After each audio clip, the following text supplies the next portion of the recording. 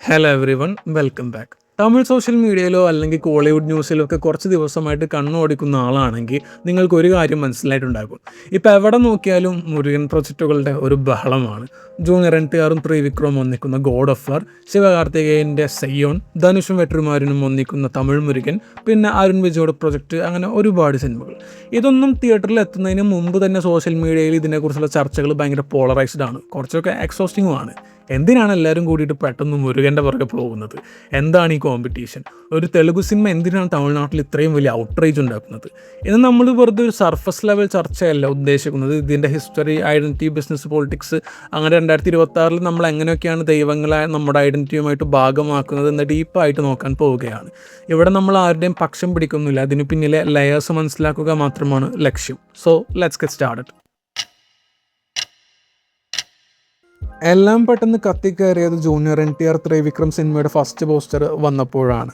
അതിലൊരു tag line ഉണ്ടായിരുന്നു: born in the north, forged in the heartland, worshipped in the south. വടക്ക് ജനിച്ച് ഹാർട്ട്ലാൻഡിൽ വളർന്ന് തെക്ക് ആരാധിക്കപ്പെടുന്നു. പല തമിഴ് മക്കൾക്കും ഇത് വെറും ഒരു മാർക്കറ്റിംഗ് ടാഗ് ലൈനായിട്ട് തോന്നിയില്ല. മുരുകൻ വടക്കുനിന്ന് വന്ന ആളാണെന്നും തെക്കോട്ട് വന്ന ശേഷം മോൻ ഇത്രയും വലുതായത് എന്നും ഉയർത്തി തീർക്കാനുള്ളൊരു ബോധപൂർവമായ ശ്രമമായിട്ടാണ് അവരിതിനെ കണ്ടത്. NTK പോലെയുള്ള തമിഴ് പ്രൈഡ് ഗ്രൂപ്പുകൾ ഇതിനെ ഹിസ്റ്റോറിക്കൽ ഡിസോഷൻ എന്ന് വിളിച്ച് രംഗത്ത് വന്നു. പിന്നാലെ പ്രൊട്ടസ്റ്റുകളും ട്രോളുകളും കൗണ്ടർ നറേറ്റീവുകളും ഒക്കെ ഇറങ്ങി. തൊട്ടു പിന്നാലെയാണ് തമിഴ് ഇൻഡസ്ട്രിയിൽ നിന്നും ഒന്നിന് പുറകെ ഒന്നായി അനൗൺസ്മെൻറ്റുകൾ വരുന്നത്.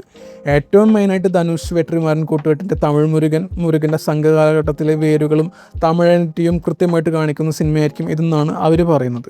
ശിവകാർത്തികേയൻ്റെ സയ്യോൺ ആണെങ്കിൽ റൂറൽ ആക്ഷൻ ഡ്രാമയാണ്. അതിലെ പ്രൊട്ടാഗണിസ്റ്റിനെ ഒരു ഉത്സവത്തിനിടയിൽ ആളുകൾ ജീവിക്കുന്ന മുരുകനായിട്ടാണ് കാണുന്നത്. ടൈറ്റിൽ തന്നെ മുരുകനുമായിട്ട് കണക്റ്റഡ് ആണ്. ടൈമിങ് നോക്കുമ്പോൾ ഇതൊരു വലിയ മത്സരമായിട്ട് തോന്നാം, പക്ഷേ ഇതൊരു പ്ലാൻഡ് കോമ്പറ്റീഷൻ ആണോ അതോ ആ ടാഗ് ലൈൻ ഉണ്ടാക്കിയ വിവാദത്തോടുള്ള ഒരു ഓർഗാനിക് റിയാക്ഷൻ ആണോ എന്ന് എനിക്കറിയില്ല. ഇവിടെയാണ് നമ്മൾ കുറച്ച് കാര്യങ്ങൾ മനസ്സിലാക്കേണ്ടത്. മുരുകൻ അല്ലെങ്കിൽ സയ്യോൻ, വേലൻ, കാർത്തികേയ, സ്കന്ദ, സുബ്രഹ്മണ്യൻ എന്നത് വെറും ഒരു നോർത്ത് വേഴ്സസ് സൗത്ത് കഥയല്ല. തമിഴിലെ സംഘസാഹിത്യം, തോൽക്കപ്പ്യം ഒക്കെ എടുത്തു നോക്കിയാൽ സയ്യോൻ അല്ലെങ്കിൽ മുരുകൻ എന്നാൽ ചുവന്ന നിറമുള്ള കുന്നുകളുടെ ദൈവമാണ്.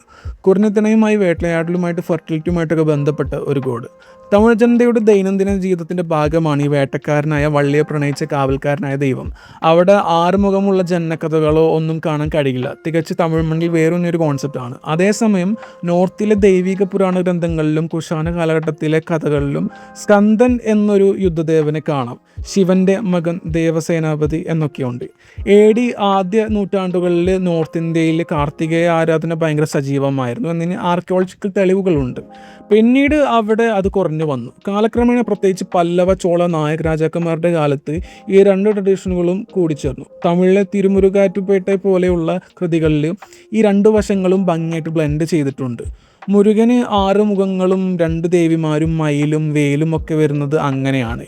ഇൻഡോളജിസ്റ്റുകളും സ്കോളേഴ്സും ഇതിനൊരു കൾച്ചറൽ അമാൽഗമേഷൻ എന്നാണ് പറയുന്നത്, അല്ലാതെ ഒന്നൊന്നിനെ കീഴടക്കാൻ വേണ്ടിയിട്ട് ഉണ്ടാക്കിയതല്ല.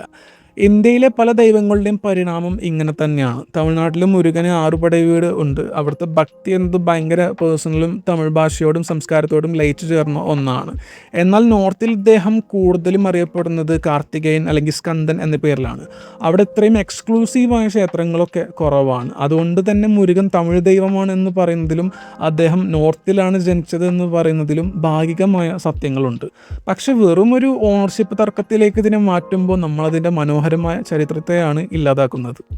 തമിഴരെ സംബന്ധിച്ച് മുരുകൻ വെറും ഒരു ദൈവമല്ല, ഒരു ഫാമിലി മെമ്പറെ പോലെയാണ്. തമിഴിൽ സംസാരിക്കാൻ പറ്റുന്ന, തങ്ങളുടെ നാട്ടിലെ കുന്നുകളിൽ ജീവിക്കുന്ന, തങ്ങളുടെ പ്രശ്നങ്ങൾ മനസ്സിലാക്കുന്ന ഒരു ദൈവം.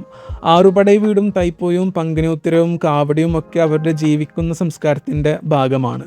പിന്നീട് വന്ന ദ്രാവിഡ രാഷ്ട്രീയ സാംസ്കാരിക പ്രസ്ഥാനങ്ങളിൽ ഇതിനെ കുറച്ചുകൂടി ആംപ്ലിഫൈ ചെയ്തു. വടക്കൻ അല്ലെങ്കിൽ ആര്യൻ സ്വാധീനങ്ങളിൽ നിന്ന് വേറിട്ട് നിൽക്കുന്ന തമിഴ് പ്രാചീനതയുടെ അടയാളമായിട്ട് മുരുകനെ അവർ ഉയർത്തിക്കാട്ടി. തങ്ങളുടെ തനതായ സിവിലൈസേഷൻ ഐഡൻറ്റിറ്റി സ്ഥാപിക്കാൻ ഇത് സഹായിച്ചു. അതുകൊണ്ടാണ് ബോൺ ഇൻ ദി നോർത്ത് എന്ന വരി അവരെ അത്രമാത്രം വേദനിപ്പിച്ചത്. അത്രയും ഇമോഷണലായൊരു തമിഴ് ഐക്കണെ വെറും ഒരു പാൻഡ്യൻ മാർക്കറ്റ് പ്രൊഡക്റ്റാക്കി മാറ്റാൻ നോക്കുന്നു എന്നൊരു ഫീൽ അതുണ്ടാക്കി. മറുവശത്ത് ഒരു യൂണിഫൈഡ് ഹിന്ദു നെറേറ്റീവ് കൊണ്ടുവരാൻ ആഗ്രഹിക്കുന്നവർക്ക് ഈ പുരാണ കഥകൾ ഒന്നിച്ചു പറയുന്നത് കൾച്ചറൽ യൂണിറ്റിക്ക് ആവശ്യമായിട്ട് തോന്നാം. 2 വശങ്ങൾക്കും അവരുടേതായ ന്യായങ്ങളുണ്ട്.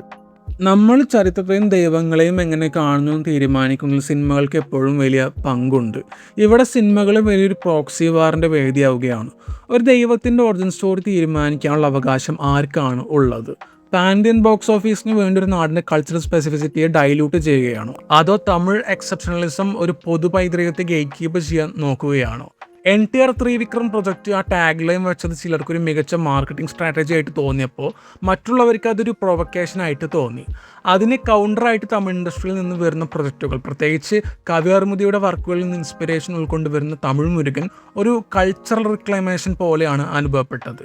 ഇത് പുതിയ കാര്യമല്ല. പണ്ട് രാമായണവും മഹാഭാരതവും ഒക്കെ പ്രാദേശികമായ മാറ്റങ്ങളോടെ പലതവണ സിനിമയായിട്ടുണ്ട്. പക്ഷെ ഒരേ സമയം ഇത്രയും പ്രൊജക്റ്റുകൾ വരുന്നത് അതിൻ്റെ ഐഡൻറ്റിറ്റി പൊളിറ്റിക്സും ഇതിനെ കൂടുതൽ ഷാർപ്പാക്കാൻ വേണ്ടി സഹായിക്കുന്നുണ്ട്.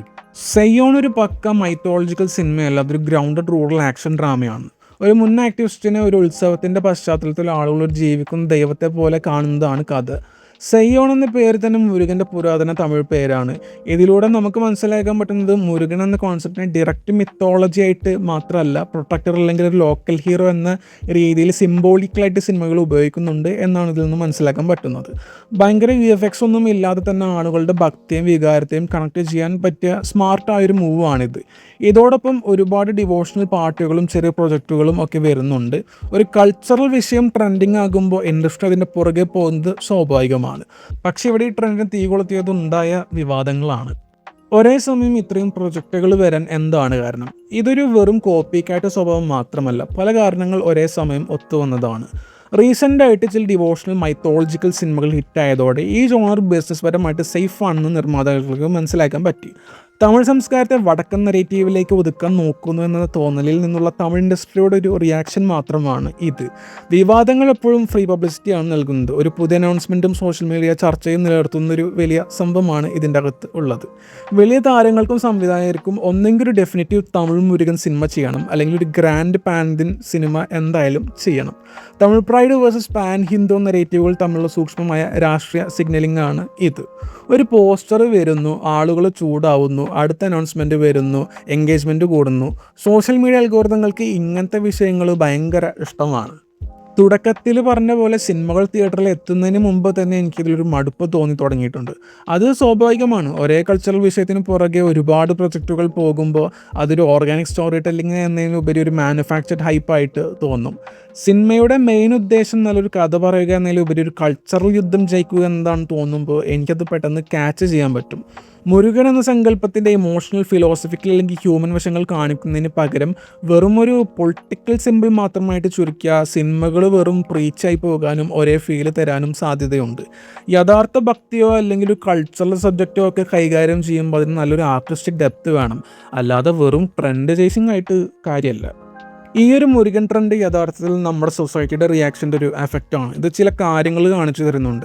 എന്തെങ്കിലും ദൈവങ്ങൾ എന്നത് വെറും ഒരു റിലീജിയൻ മാത്രമല്ല, അത് ഓരോ പ്രദേശത്തിൻ്റെയും ഐഡൻറ്റിറ്റിയുടെയും ഭാഷയുടെയും ഇമോഷനുമായിട്ട് എത്രത്തോളം കണക്റ്റഡ് ആണെന്ന് ഇത് കാണിച്ചു തരുന്നുണ്ട്.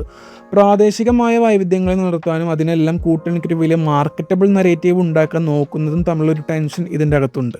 നമ്മുടെ ചിന്തകളെയും ഓർമ്മകളെയും ഷെയ്പ്പ് ചെയ്യുന്ന സിനിമയ്ക്കുള്ള പവറും അതിനോടൊപ്പം തന്നെ അതിൽ അപകടങ്ങളും ഒളിഞ്ഞിരിക്കുന്നുണ്ട്.